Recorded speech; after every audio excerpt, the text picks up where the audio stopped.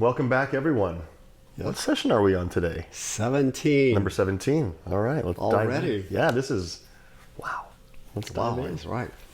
All right, in our last session, we started hearing from the Mahatma Letters, several short letters, not even a letter, a note. Each one was just a few sentences. He's, for the most part, very cut and dried. Mm-hmm. But they liked him right from the beginning, partly because he has a funny sense of humor. He was talking about the hookah that Sinnett had brought him from London, and he was very appreciative of that. And then he also mentioned that he had Benjamin stick a patch on one of his notes while he, Morya, was lying on his back smoking a pipe. So yeah, he's got a sense of humor. And Hume, yeah. Humor. We're going to get a lot of information or a lot of kind of ranting about Hume this time. We always do, but anyway, in letter number 27, he said, and he was talking about Hume, and he says, you can now show it to the Maha Sahib, him so proud in his bak humility and so humble in his pride. As for phenomena, you will have none. Blessed is he who knows our Kutumi, and blessed is he who appreciates him. What I now mean you will understand someday. As for your AOH, I know him better than you ever will. And then in the next letter, which they will receive pretty much one after another, he said, he mentioned the fact that before KH left on his retreat, he had dictated a letter to Damodar, and he had kind of bungled it because it's all done psychically, transmission of ideas. Damodar was in Bombay, I believe, at the time, so nowhere near where the Mahatma was. So it was transmitted psychically, and he did the best he could, but according to M, he bungled it, and some of the ways that he wrote it would have been misinterpreted by Hume. So he went to the trouble of erasing several lines and putting what KH had intended instead. Morya. Well, Morya, this was a letter that before KH had dictated. Okay. So he was correcting KH's dictation to Damodar. He said, all this is what KH said, what I had to write and precipitate instead of that which stood then written by the boy in a phraseology which would have called out from Mr. Hume a whole torrent of fine words and the word ignorance applied to my brother. I would not have even the desert wind listen to a word said at low breath against him who now sleeps. Such is the cause of the tamasha produced by me and for no other cause. Now we're up to speed here with where we left off. Why don't you go ahead and continue with letter number 29. Received in Shimla, October 1881. In answer to yours, I will have to reply by a rather lengthy letter. And how many pages was it originally? It was 18 written pages, completely different from what he had been doing. And as is the case, we've curated it down and yes, it's greatly reduced. About four pages. To begin with, I can say the following. Mr. Hume thinks and speaks of me in a way which need only be noticed so far as it affects the frame of mind in which he proposes to apply to me for philosophical instruction. For his respect, I care as little as he for my displeasure. But passing over his superficial disagreeableness, is that a word that's actually used? Disagreeableness, that's it. Okay, disagreeableness. I recognize fully his goodness of motive, his abilities, his potential usefulness. We had better get to work again without further parley, and while he perseveres, he will find me ready to help, but not to flatter nor to dispute.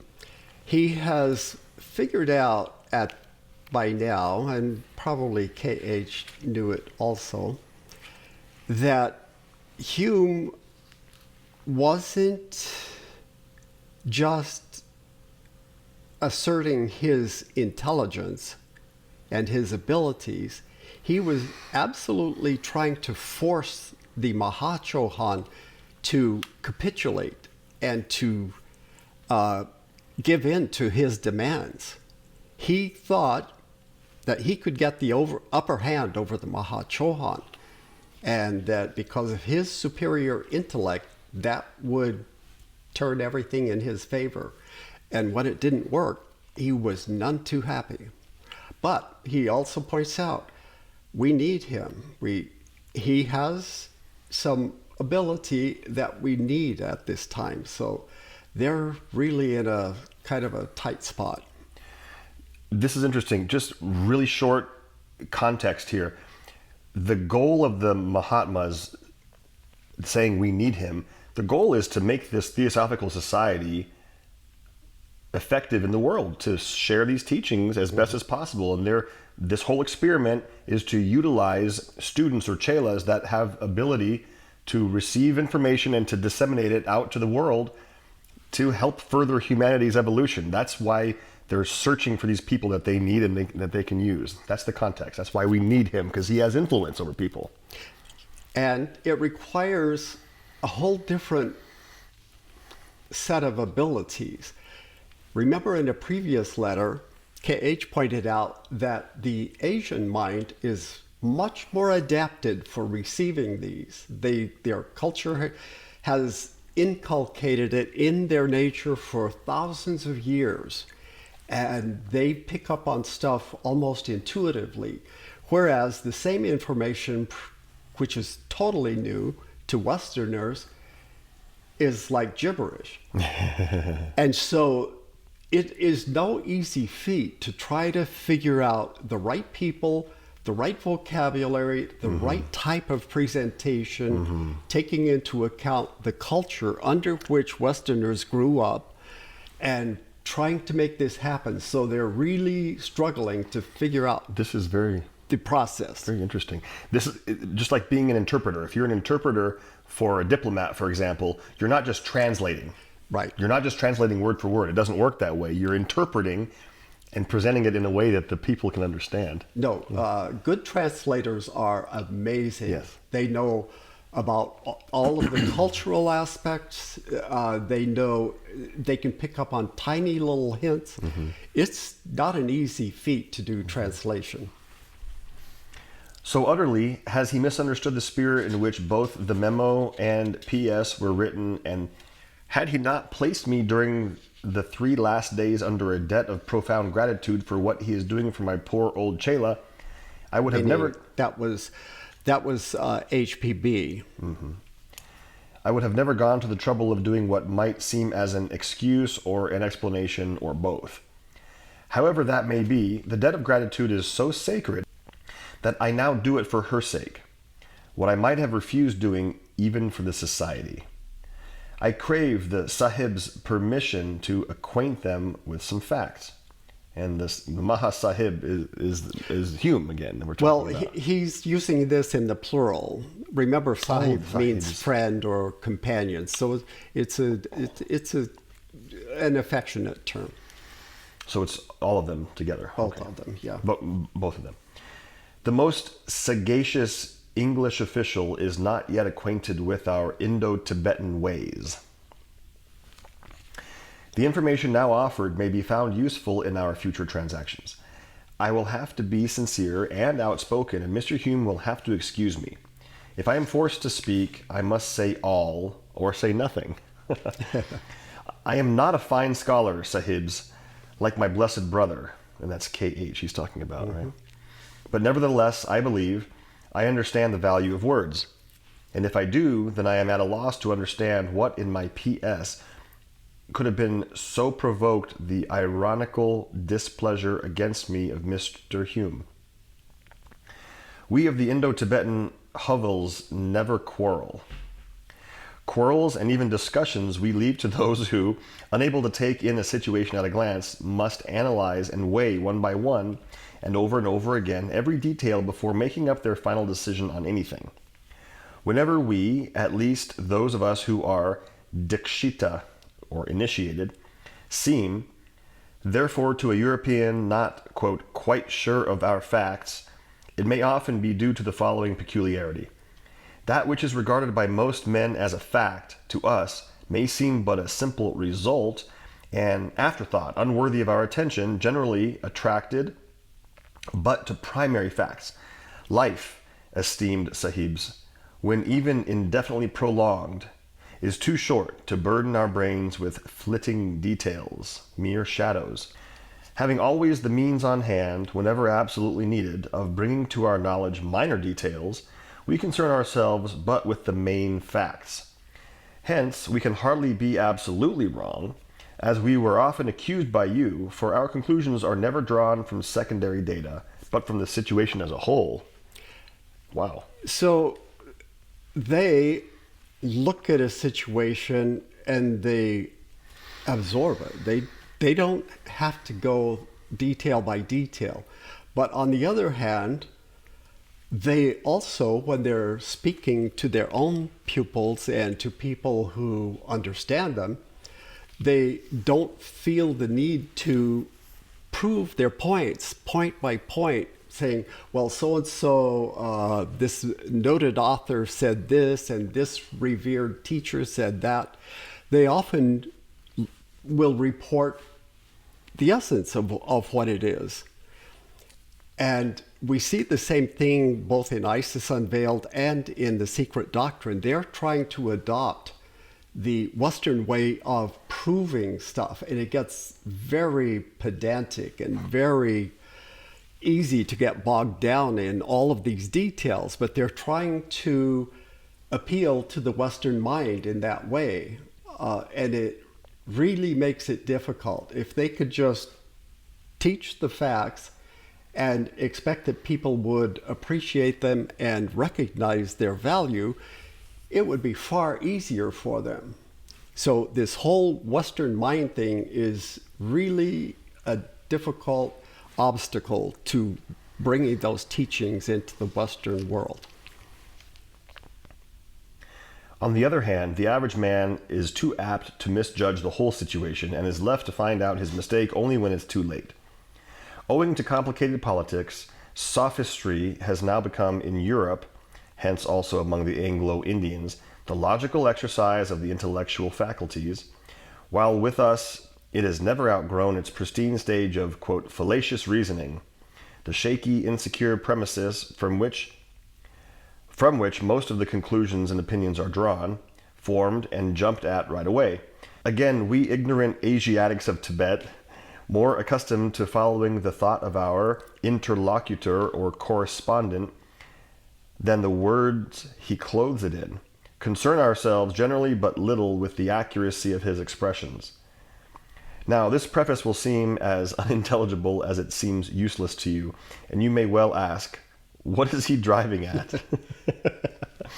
Patience, pray, for I have something more to say before our final explanation. So he's getting very verbose here. A few days before leaving us, Kuthumi, speaking of you, said to me as follows: I feel tired and weary of those never-ending disputations. The more I try to explain to both of them the circumstances that control us and the interpose between us so many obstacles to free intercourse, the less they understand me. Really?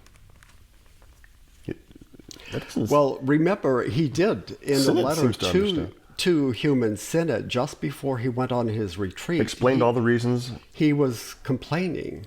He said, I'm really getting weary of this back and forth, and it's almost like a waste of time and effort to try to get you guys to understand what I'm trying to teach you. Mm-hmm.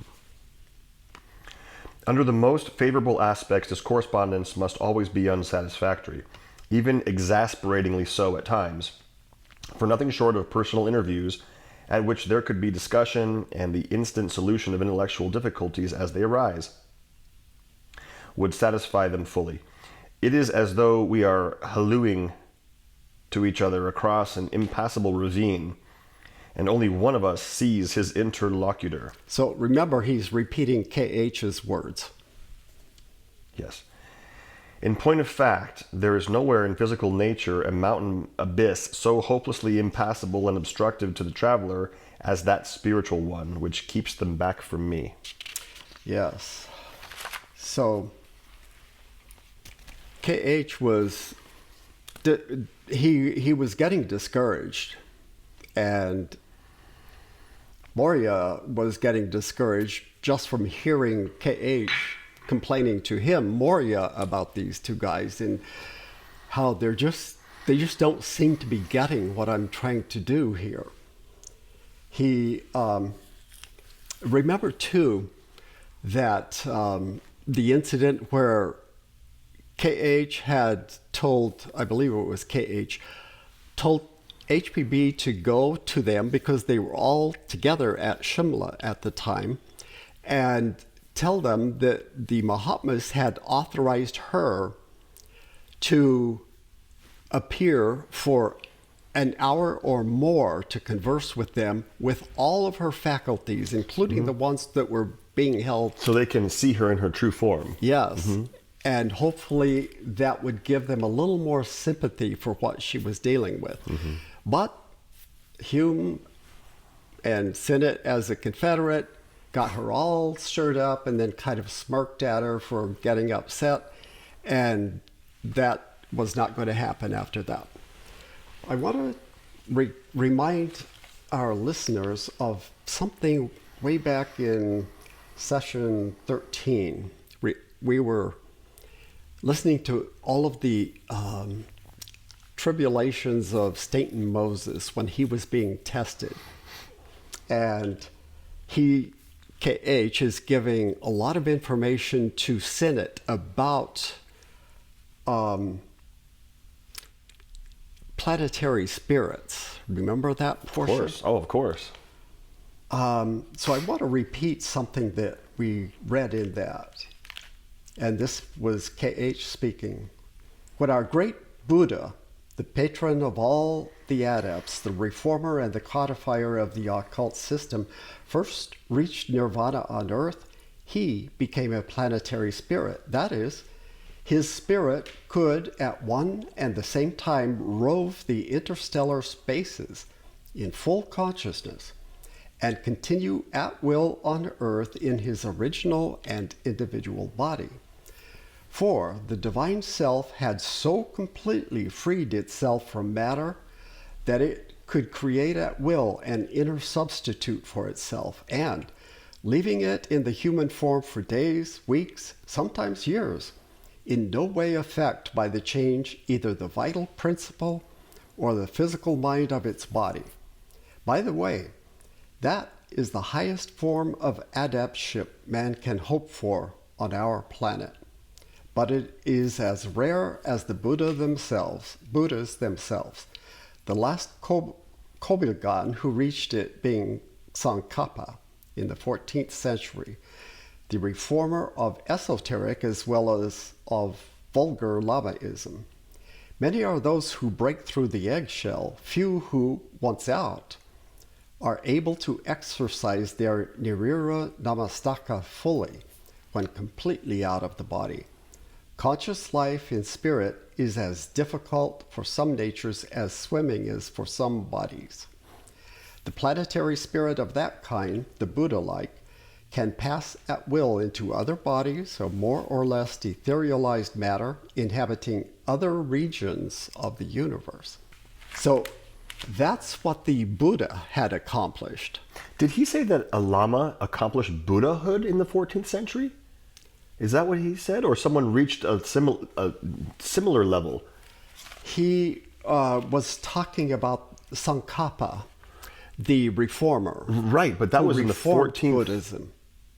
But he achieved this level of consciousness. Well, yes, to some extent. Probably not to the same extent that the Buddha did, but something very, very similar. Which is a stage, which is an initiation in the Yes. hierarchy. Right.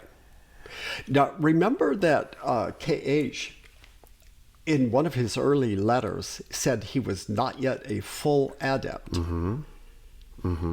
So, and then here it says something about this is like the ultimate of adeptship when you reach the stage that the Buddha and Tsongkhapa reached. And this might be what KH is going through in this. We're going to see. We're going to see.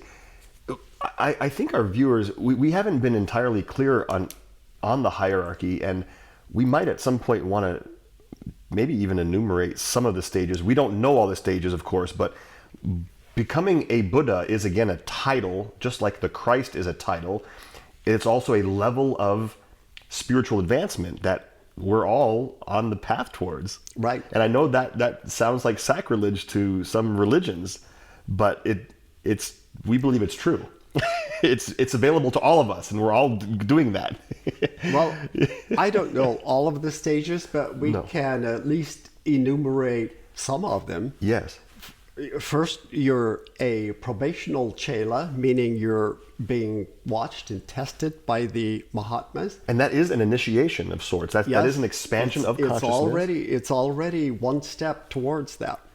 And then if all of those tests are passed, then you become an accepted chela, just like Damodar and DK are. And that's when you have a guru or a teacher that is working with you directly. And that applies also to both HPB and Alcott. They were all accepted chelas. Then, after a period... DK also at that point. DK would have been... Yes, absolutely. Yes. And so if you pass all of those, then you do become an adept. Fourth level initiate, but you're not yet a full adept, which would be supposedly the fifth level, according to some traditions. And it's hard to say. They put numbers on these, but there are, as I said before, major initiations and minor initiations. So the total number, who knows? We don't want to get bogged down trying to pinpoint certain things, because more than likely we're going to make mistakes. This level we're talking about here, though, traversing the vastness of the cosmos in a Namastaka, that would be far above the fourth or fifth. Well, it's hard to say. It's hard to say. Okay. So once you have reached an adept, then the next stage would be a Chohan, which we said before is what would be referred to as a lord. So that's one more stage, the Chohan. Then the Maha-Chohan, who is the head of all the Chohans, I assume, on Earth. Maybe it's wrong, but that is yet another stage. And it's more an office. And then from there, we have Bodhisattva, which is a Buddha in training. Bodhisattva would be what, in some traditions, would be the Dalai Lama, the Lord Maitreya, for example. By some is considered a Bodhisattva on the verge of Buddhahood. So then after that, it becomes a little more unknown. The next stage after Bodhisattva is not Buddha. Well, it is. I don't know if it's immediately, but it's definitely in training to become a Buddha. And by the way, I think I said in a previous episode that I thought there were 24 Buddhas. It's 28. There have been 28 Buddhas on Earth. There have been already? Right. Oh my goodness. And all of those came from other planetary systems except for Siddhartha. Gautama. Yeah, Siddhartha Gautama. And he was the first human that came up through the training, so to speak, or ranks of humanship on Earth. Yes. And to achieve that level. Right. The previous 27 were supplied from elsewhere. Yes, and that's how it works. Our planetary spirit obviously didn't come from our own ranks. It came from another system. To assist us. And in pop culture,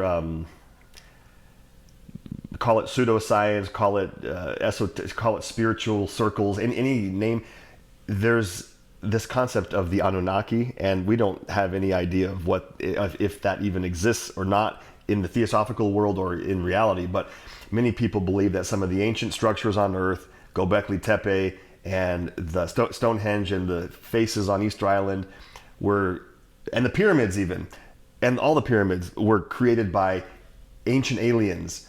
Who knows what exactly they're referring to, but what we're saying about other enlightened teachers coming from other systems or planets may have been changed or modified into the idea of ancient aliens, but they came from elsewhere. They didn't come from our own system to assist us. And that absolutely explains why we have some of these ancient structures that are quite advanced, much more advanced than the general humanity at the time. But you only need a few people who are enlightened to lead the others and to be the one who teaches them how to build these things.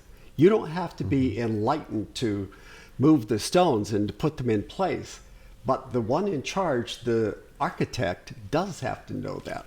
That's very true. Morya had just been talking about how disheartened KH was before he went on retreat, and it kind of was a downer for him.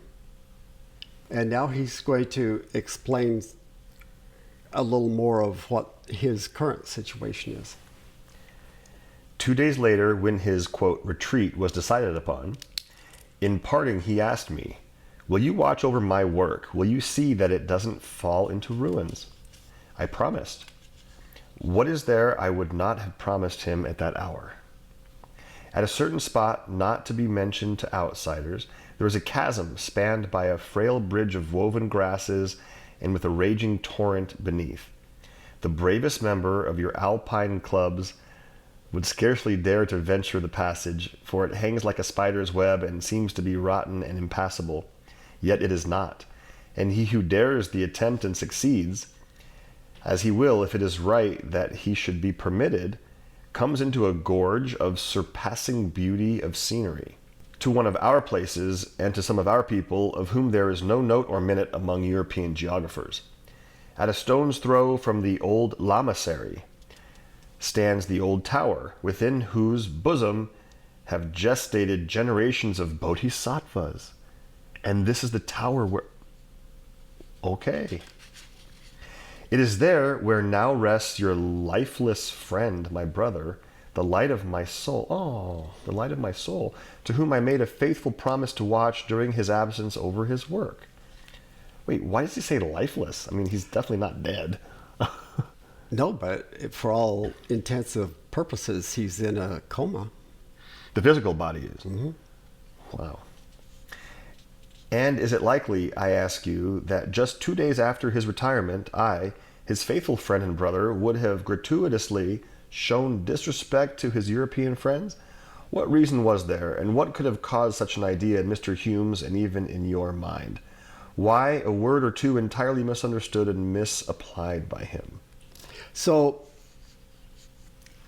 look at this incredible experience that KH is going through, and in the weeks ahead of that, he was having to deal with these two idiots who had no clue who he was, his potential, his status among the adepts.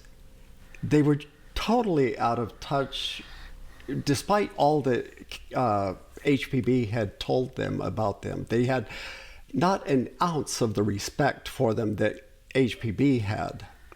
They were too materialistic. They were wealthy, powerful business people, and they just... And they were English, and they were the brightest minds on earth. There's no reason. Yeah. They considered themselves Superior. Yeah. superior to the Mahatmas, without a doubt. That's unfortunate. Especially Hume, because he thought he was smarter than the Mahachohan. That's who they're dealing with.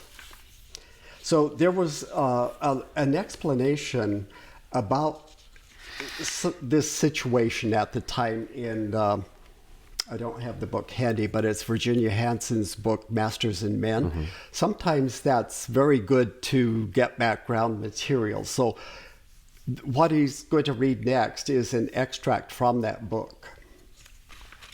Sinnett had no way of knowing until much later that, in a letter from Hume to Alcott, his countryman had accused HPB, together with the Mahatma KH, of, quote, so muddling and misunderstanding a letter which he and Sinnett had written jointly that the reply was, quote, wholly inapplicable to the circumstances, end quote.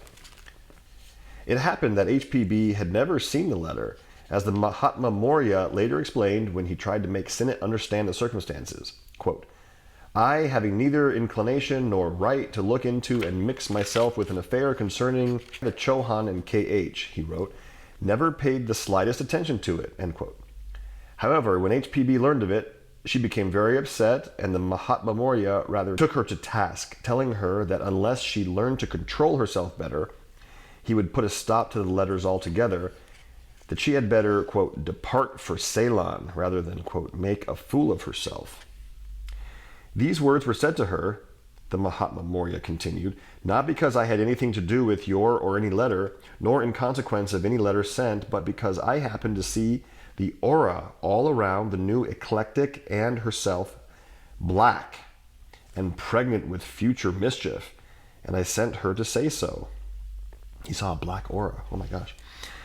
This was not, however, what HPB said when she came bursting into Sinnett's room immediately after receiving the message from her master. Now, remember, this is a fictionalized account, so Virginia Hansen invents some of these conversations to explain it, so keep that in mind. Her face was flushed and her hands were trembling visibly. That was probably fictionalized. What is it? She shouted. What have you been doing or saying to KH that Morya should be so angry and should tell me to prepare to go and settle our headquarters at Ceylon? Sinnett was not aware that a part of her purpose in his room was to deliver an offer from the Mahatma KH, made through her own master, Morya. Had he known and accepted this, the Mahatma KH told him in a subsequent letter, he would have had, quote, for an hour or more the real Bachuli to converse with, instead of the psychological cripple you generally have to deal with now. Let's define Bachuli again. That's the total person, the whole package. Regarding HPV, okay. Unknowing what lay behind the incident, Sinnett reported it to Hume in what was not the most sympathetic manner, and Hume proceeded to complicate the situation not only by refusing to speak to HPB for several days, but even by ignoring her as though she were not present. When Sinnett finally chided him for this, he denied that he has been discourteous. That's Hume. Not only is he petty enough to get her riled up, but then he proceeds for several days afterwards to act like she's not even in the room, refuses to speak to her. And then when Sinnett brought that up to him, he denied it. He said, what are you talking about? I didn't do that. That's very childish. Yeah. And I don't care a tuppence whether my feelings are pleasing to the master, as you call him, said Hume. That's terrible. I still love the dear old woman. She's no call to get so upset over nothing. Yeah. And that he actually did say that. He said, I still love the old woman, even though she's so erratic and so difficult to deal with. Wow. All right, now we're back to the letter from Morya. Okay. Now the question is not whether Mr. Hume cares a tuppence if his feelings are pleasing to me or not, but rather whether he was warranted by facts to write to Alcott as he did. For example, that I had entirely misunderstood his real feelings. I say he was not, He who is desirous to learn how to benefit humanity and believes himself able to read the characters of other people must begin first of all to learn to know himself, to appreciate his own character at its true value. And this, I venture to say, he has never learned yet. Had he hated her with the most bitter hatred, he could not have tortured her foolishly sensitive nerves more effectively than he has, while, quote, still loving the dear old woman. He has done so with those he loved best, and unconsciously to himself he will do so more than once in the future. And yet his first impulse will be always to deny it, for he is indeed fully unconscious of the fact, the extreme kindness of his heart being in such cases entirely blinded and paralyzed by another feeling, which, if told of, he will also deny. Do I accuse him then of unfairness, injustice, or worse? Most decidedly not. A more honest, sincere, or a kinder man never breathed on the Himalayas. Listen to this. Despite all of his horrible characteristics, read that again. Do I accuse him then of unfairness, injustice, or worse? Most decidedly not. A more honest, sincere, or a kinder man never breathed on the Himalayas. Now, if he's talking about Hume, that's surprising. He is. Read the rest. Is Hume sincere and kind and honest? All right. I know actions of his of which his own family and lady are utterly ignorant, so noble, so kind and grand, that even his own pride remains blind to their full worth. So this is Hume, an absolute dichotomy. Wow. He's one of the most proud, egotistical men on earth, and yet he has some sterling qualities that he's almost ashamed of, because he does acts of kindness that even his family and his wife don't know about. This is Hume. He's a complete puzzle. So that anything he might do or say is unable to diminish my respect for him. But with all this, respect, but he's ranting about him. I know. But with all this, I am forced to tell him the truth, and while that side of his character has all my admiration, his pride will never win my approval. Disabuse your minds, and remember that the first requisite in even a simple fakir is that he should have trained himself to remain as indifferent to moral pain as to physical suffering. Nothing can give us personal pain or pleasure. So what is that? That's interesting. That's vairagya. Yeah, right. Nothing can give us personal pain or pleasure. Mm-hmm. He's talking about the masters. Yes. Interesting. My Rajput blood will never permit me to see a woman hurt in her feelings without defending her, even though she be thought a visionary and the so-called imaginary wrong but another of her fantasies. In his letter to Alcott, he complains of or denounces. You must forgive the limited number of English words I have yet at my command. Yeah, right. Limited. The attitude of, quote, half threat to break with you that he imagines he finds in our letters. Nothing could be more erroneous. We have no intention of breaking with him. Mr. Hume quite prides himself at repeating that, personally, he has no desire to see us, no curiosity to meet us, that our philosophy and teaching cannot benefit him in the least. Him who has learned and knows all that can be learned, that he cares not a snap whether we break with him or not, nor is he in the least concerned whether we are pleased with him or not. I am what I am, and likely always to be, the slave of my duty to the lodge and mankind, not only taught, but desirous to subordinate every preference for individuals to a love for the human race. This is who the Mahatmas are. And it's absolutely essential to become an adept, this profound love of humanity. It's not just an idle phrase. Mm-hmm. That's when they talk about brotherhood. It really is the purest love for every single individual on the planet, not just humans, everything, animals, plants. the planet itself, just love embodied. That's who they are. That's why when we get to know their personalities, we realize that these are loving, kind, compassionate, understanding individuals, long-suffering, with patience that we can't even imagine. That's who they are, and that's the requirement for their chelas. You cannot become a chela if you don't have this love of humanity at heart. We can discuss this a little bit further because of the importance of this qualification. Obviously, it stems from the idea that all is one. Everything is one life. There's only one. And we are all intertwined, a part of this. We are family.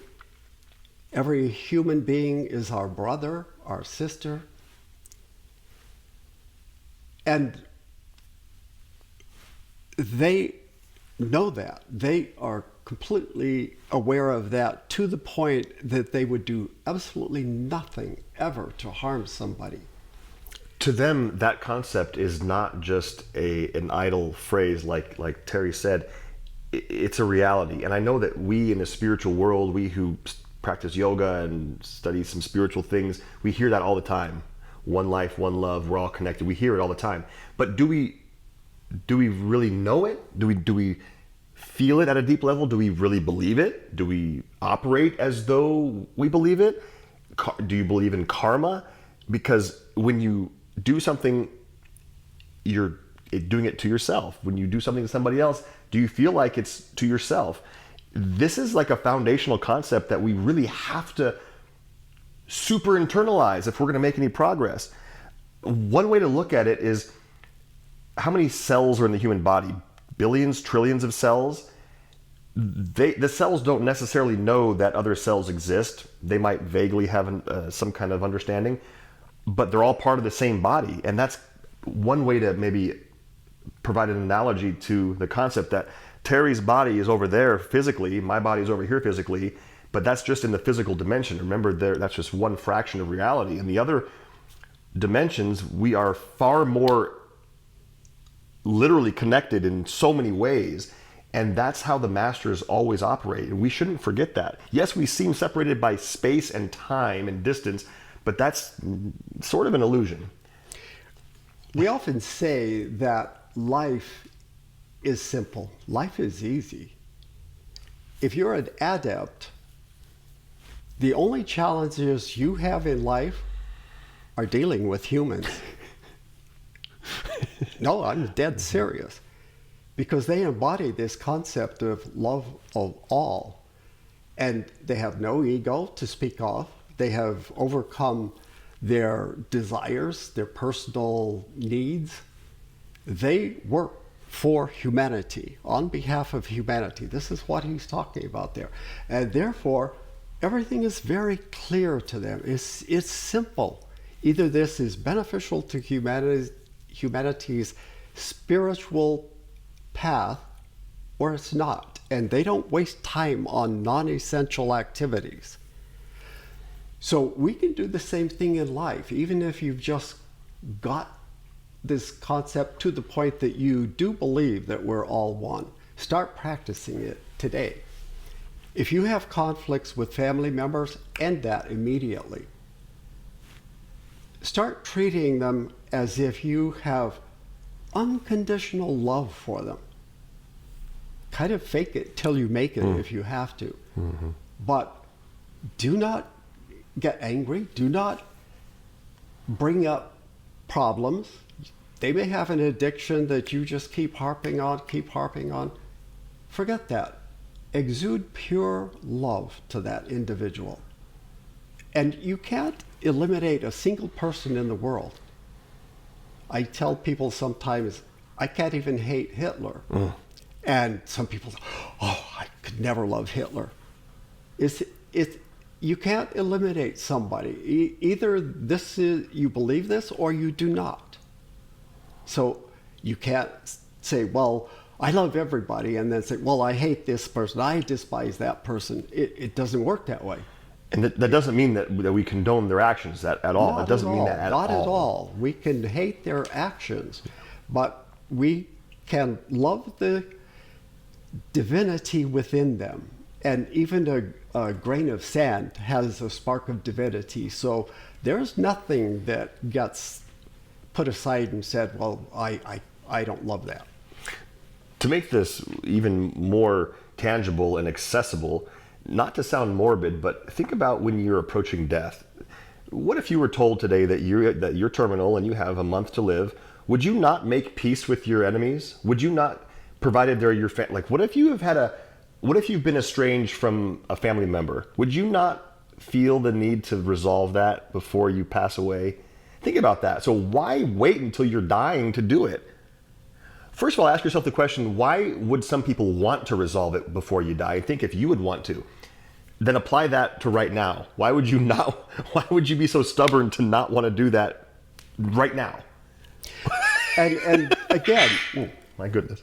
and again, they see things from a much higher perspective. Mm-hmm. And that's what we need to start doing too, if we want to achieve that.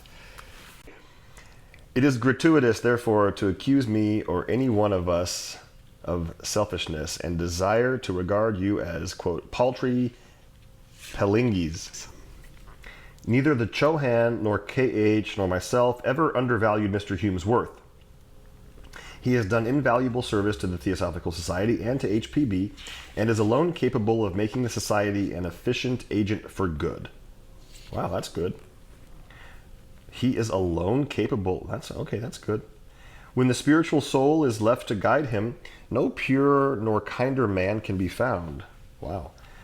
But when his fifth principle rises in irrepressible pride, we will always confront and challenge it, unmoved by his excellent worldly counsel as to how you should be armed with proofs of our reality, or how you should set about the joint work in the way that seems the best to him. I will remain unmoved until I receive contrary orders. Referring to your last letter, Mr. Sinnett's, no matter how you clothe your requests in pleasant words, you are nevertheless surprised and disappointed that I should neither accord permission for phenomena, nor any of us make one step towards you. They have never stopped asking for phenomena. Both of them are convinced phenomena would solve everything. And it was tried before, and it didn't work. Phenomena being making things like magic occur. Yeah, and as they've said from the beginning, the people in the outer world would demand one proof after another under controlled circumstances, and even then, if they couldn't do it, they would still disbelieve it. They know what they're talking about. I cannot help it, and whatever the consequences, there will be no change in my attitude until my brother's return among the living. You know both of us love our country and our race, that we regard the Theosophical Society as a great potentiality for their good in proper hands, that KH has joyfully welcomed Mr. Hume's identification with the cause, and that I have placed a high value upon it. And so you ought to realize that whatever we could do to bind you and him closer to us, we would do with all our heart. But still, if the choice lies between disobeying the slightest injunction of our Chohan as to when we may see either of you, or what we may write, or how, or where, and the loss of your good opinion, even the feeling of your strong animosity and the disruption of the society, we should not hesitate a single instant. It may be considered unreasonable, selfish, and ridiculous, but law is law with us, and no power can make us abate one jot or tittle of our duty. That's a pretty powerful statement.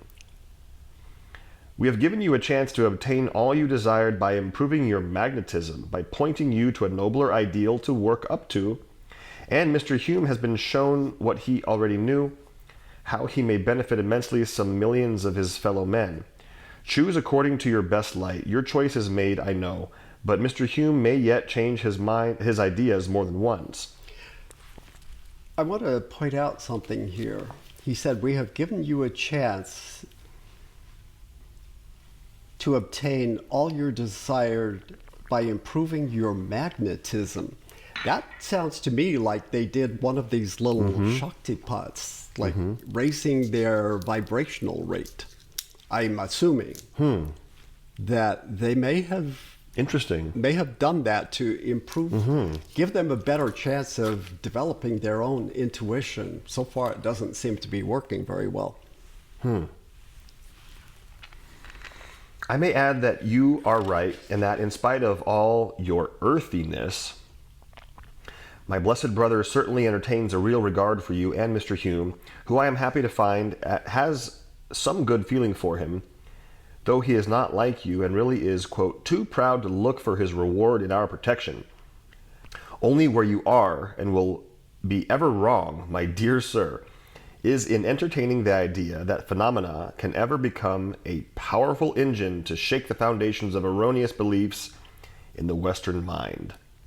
Yeah, they're very adamant that showing magical things to the world will not help. No, and remember, they tried that specifically to try to work with the spiritualists, thinking that they could be a potential first group of people that they would be able to impress this new teaching on. But that totally failed. Right. So at that point, they had already decided that phenomena wasn't the answer. And they tried it a few more times with Sinnett in the beginning. But now they're really shutting down. They're like, we've tried this and tried this. It's not going to be the answer. There's a reason why that has always been the rule in our order, not to produce phenomena. And now we proved the reason for that. There's actually a really cool show that came out on Netflix. I think it was during COVID lockdown time, actually, called The Messiah. And I'd actually recommend that if you're curious about a master, I'm putting it in quotes because in the show we don't know that the guy actually is a messiah or not, but he claims to be. If you're curious about how it could play out, watch it, because in the show he's also hesitant to show phenomena. He's supposedly Jesus coming back, and he ends up going to Washington D.C., the mall, which is between the monument, the Washington Monument, and I believe the Capitol, if I'm not mistaken. There's a huge water area and a park called the Mall, and I think it's the Lincoln Memorial, I believe. There you go. Yes, he walks on water there, and watch what it creates. It creates chaos because he was attempting against his better judgment to prove that he's this Messiah, but it caused riots. Almost a war, and that's kind of what these the masters we're discussing here are warning against. Phenomena. Right. Do the thought experience. If Jesus returned today, how would you recognize him? And the Christians say, oh, he would descend in a cloud of glory and everybody would recognize him immediately. I disagree. I don't think that would even impress. They would figure that it was done through camera trickery. Or some kind of AI or holograms or something. Or they would not believe it, even if it actually happened. Right. Exactly. And it would cause problems. Like, this is the end times. Let's have anarchy or something. Or that would be one example. There's only one way to prove any kind of really advanced spiritual individual. Their teachings. What do they embody personally? What do they convey to others?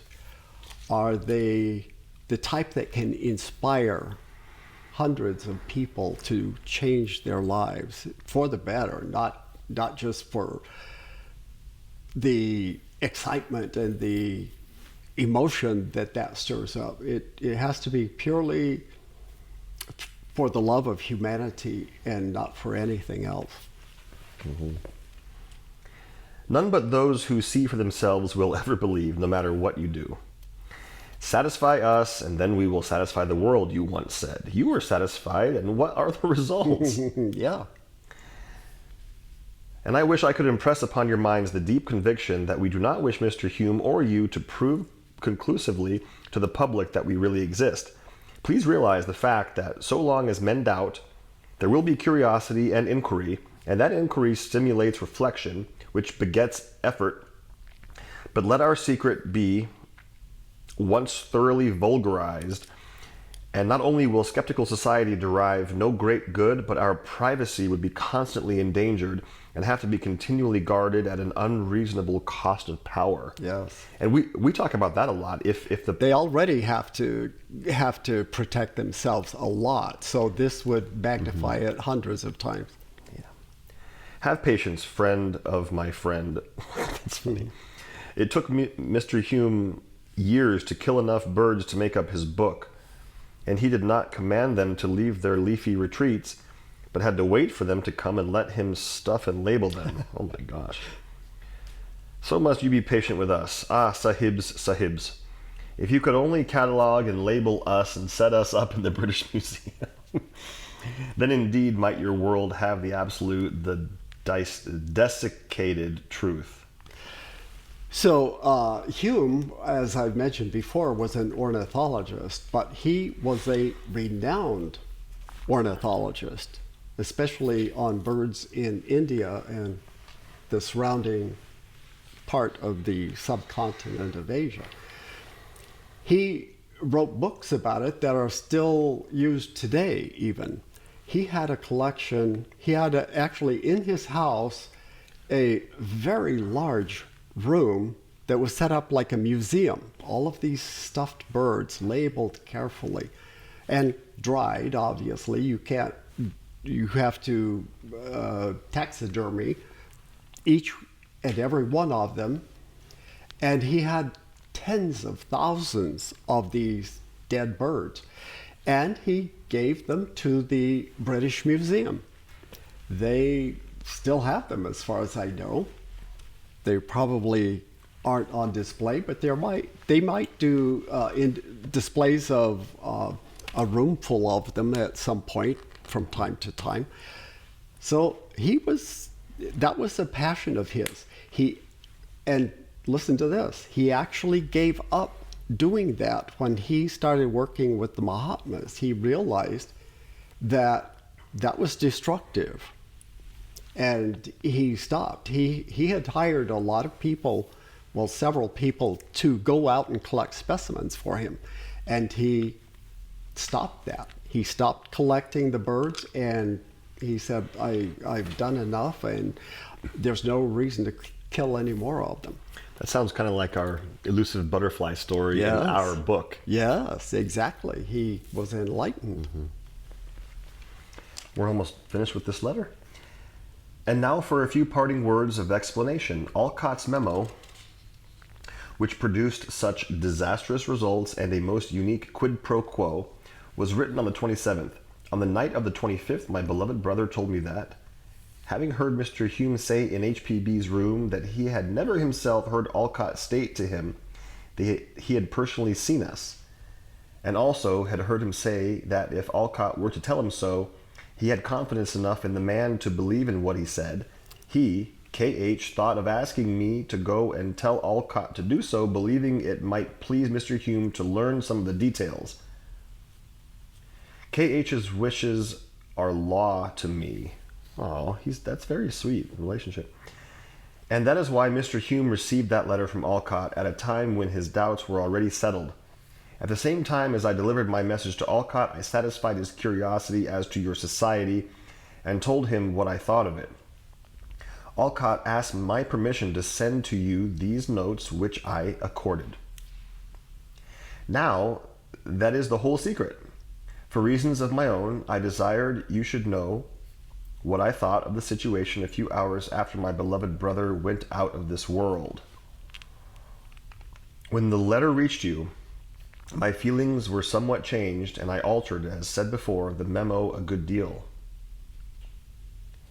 As Alcott's style had made me laugh, I added my postscriptum, which related solely to Alcott, but was nevertheless applied wholly by Mr. Hume to himself. So all these efforts they go to try to help them understand, Hume always misinterprets them, sometimes because of his ego, sometimes because he's just careless. But it has to be extremely frustrating for KH and Morya to deal with him. Mm-hmm. And now Morya says, "Let us drop it. I closed the longest letter I have ever written in my life." I don't doubt it. "But as I do it for KH, I am satisfied." The letter was 18 handwritten. What else? 18 handwritten pages, and we've prepared it down. More ranting about Hume. What in the world? Yes. "I try to keep up the, quote, mark of the adept, however poor I may be as a writer and a correspondent." I don't know what the mark of the adept is, but... Keep up to the mark of the... I bet you he means being equanimous and non-reactive. Probably, yeah. And yet he's reacting. I think so. He will refer to this phrase again in another letter. That's the end of the letter. You can see the relationship between KH and Morya. These two are one unit of purity, of adeptship, working as a team to help humanity, and they're totally, completely in tune with each other. Morya is his senior, is KH's senior. Yes, but in some ways, KH obviously has some potential and some qualifications that are superior to his. And it might stand to reason that Morya has gone through this retreat process as well. Maybe, and Most maybe likely. not, because remember that they referred to it as where countless bodhisattvas or numerous bodhisattvas have gone through something similar. Not every adept becomes a bodhisattva, but they do reach the equivalent phase. A bodhisattva and then a Buddha, I'm assuming, is a particular individual who has qualifications that gives them the ability to share more with others. A Nirmanakaya? Right. And there are plenty of adepts who stay completely in the background. They never are out in front. Even among their own pupils or the lamas, they kind of help. They're like the power behind the throne.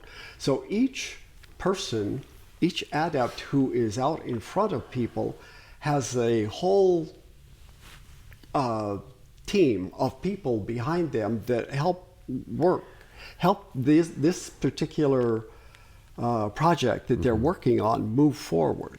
To our viewers, we may get into the teachings of the rays, perhaps. I don't know if it comes up in the letters themselves, but this concept of being a teacher relates to one of the rays that our soul and our physical body happens to be attuned to. And we can discuss the rays more, but it would be a ray qualification, perhaps. Yeah, HPB mentions the rays, but doesn't go into any detail of what they are, who it applies to, or anything. We have some teachings that have come since then that a lot of theosophists absolutely discard and don't agree with.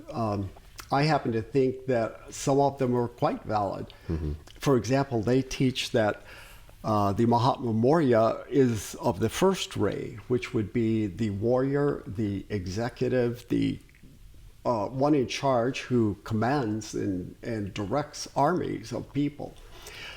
It can bring insight into our proclivities and personality tendencies and our abilities, basically. Each of the masters are unique in their offerings and abilities.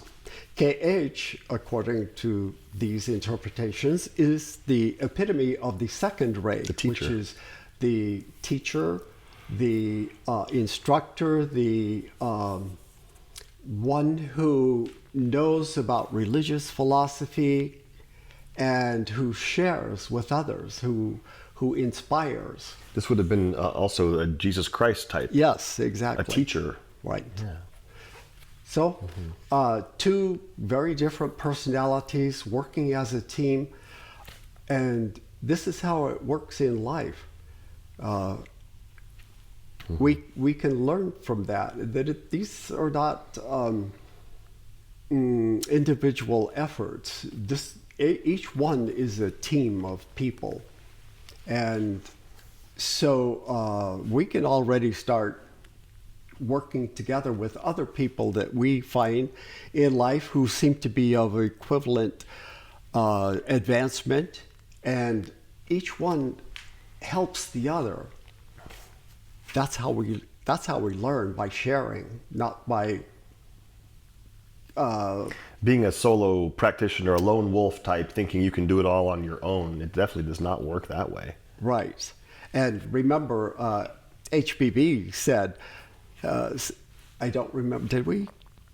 Anyway, she said in the Key to Theosophy, the Inquirer, asked her, couldn't a lone individual achieve the same thing by himself? And she said, well, I suppose it's possible, but the chances are 10,000 to one that he would succeed. All right. I think that's probably enough for one session here. Next time we will take up letter number 30, and the saga continues. Oh, I did want to say a little bit more about KH's retreat. A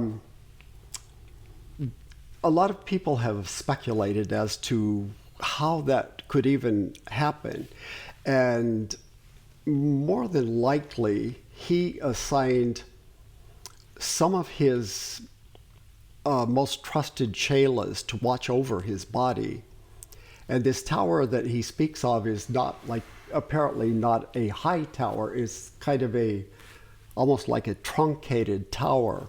And in some places it says the entrance is not through a door at ground level, but underground, and then you come up into this tower. So from the outside, it just looks like a monument, sort of. I'm guessing from the description. So apparently his body is inside this tower while he is roaming interstellar space. I wonder if it's in a meditative seat, or he's probably laying down in a supine position. I suspect too, and I have no proof at all, but just from a physiological point of view, that at times someone, maybe Morya himself, steps into the body to check it, to take care of it physically. Maybe drink some water, move the joints a little bit. I can't imagine lying there without any movement whatsoever for 3 months. Oh, it was 3 months. Wow. It's 3 months. So I'm just speculating based on logic, and maybe that's how they do it. To bring a little bit more context to this, this might be a massive version of a Shaktipat, like a massive expansion for the purposes of learning something. And his consciousness, his higher mental body, maybe the causal body perhaps, is very active, but it's traveling somewhere, maybe being guided by other teachers, somewhere learning, doing something that we just don't have any conception of, huh? Right. Okay. It took him several weeks after he returned to his body to just kind of get back into the flow of things. It's almost like being born again. Right. Yeah, he was dead for 3 months, basically. Wow. So, yeah, exciting stuff. Wow. Any last minute thoughts? This concept isn't crazy, because when we go to sleep at night, we are in the astral plane when we dream, usually. If we really do learn how to reach samadhi in meditation, samadhi with seed, where our mind is focused on an object and we transcend the physical brain, it's not too different usually we're seated in a meditative pose where our mind transcends our awareness transcends the brain, and we're in the higher mind. That's not too. The concept is similar. That's like a microcosmic version of what KH is going through. Also, the idea of Turiya, the fourth state of consciousness, beyond waking, dreaming, deep sleep, and then Turiya, the fourth state, is also regarded as a higher awareness that we can achieve through meditation or through yoga nidra. So it stands to reason that there could be a deeper version of that, or a longer version of that, where much deeper things are realized. So anyone who is a wannabe chela would do well to realize that these individuals are dealing with things that we can't even conceive of. So if you have any notion that they're going to be concerned with what you eat or how you're going to accomplish some little task in your everyday life, disabuse yourself of that idea. Disabuse. You can see that they're not going to put up with someone like that. They've already tried it with Hume and Sinnett. And so they are not going to be interested in your everyday activities. Come out of your world into theirs if you want to attract their attention. And the flowers are on point today. Yes, they are. They're very much alive. Thanks for watching. Thank you for watching. See you next time.